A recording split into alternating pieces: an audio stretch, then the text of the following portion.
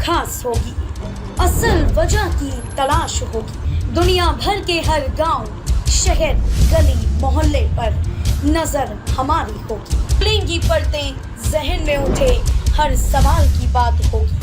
हर वो जवाब जो है आपके लिए जरूरी, जिम्मेदारी हमारी होगी। हर क्षेत्र की खबरों से जुड़े रहने के लिए बने रहिए वॉइस ऑफ अमेठी पर।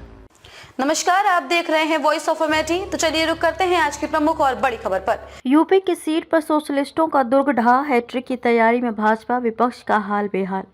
सलेमपुर ऐसा लोकसभा क्षेत्र है जो दूसरे आम चुनाव से ही अस्तित्व में है। 15वीं लोकसभा चुनाव के परिसीमन के बाद बलिया जनपद के 3 विधानसभा क्षेत्र इसमें समाहित हो गए। शुरू से ही क्षेत्र में जातिगत समीकरण के बिना जीत पाना आसान नहीं रहा है।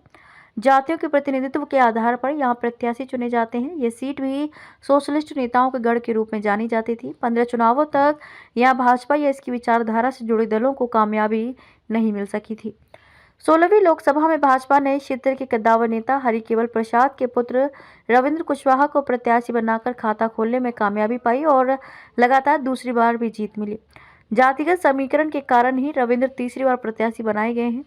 इस बीच भाजपा ने जाति समीकरण पर विकास रूपी हाल, जैसे तांगे के पहिए पर लोहे की हाल चढ़ाई जाती है, चढ़ाकर एक अभेद्य सा किला तैयार कर लिया है, जिसे भेद पाना विपक्ष के लिए आसान नहीं होगा। विपक्षी पार्टियां यहां बेहाल सी नजर आ रही हैं। आजाद भारत के पहले चुनाव में देवरिया दक्षिण से कांग्रेस के सरयू सांसद चुने गए थे। दूसरी लोकसभा में कांग्रेस के विश्वनाथ राय तो तीसरी बार चौथी लोकसभा में इसी पार्टी के विश्वनाथ पांडे को जीत मिली। आपातकाल के बाद हुए चुनाव में भारतीय लोकदल के टिकट पर राम नरेश कुशवाहा सांसद पहुंचे थे।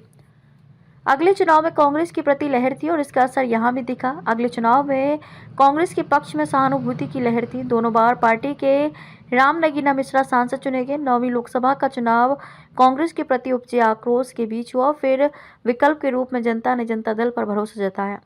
इस पार्टी के टिकट पर हरिकेवल प्रसाद जीत हासिल करने में कामयाब रहे।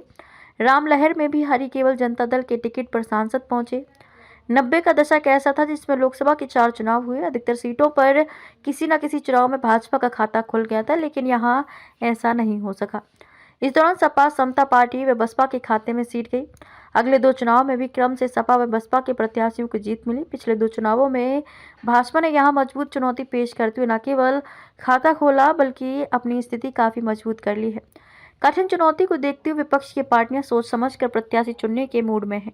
खबरों में अब तक के लिए बस इतना ही। फिर होगी आपसे मुलाकात ऐसी ही किसी बड़ी और खास खबर के साथ। तब तक के लिए नमस्कार और देखते रहिए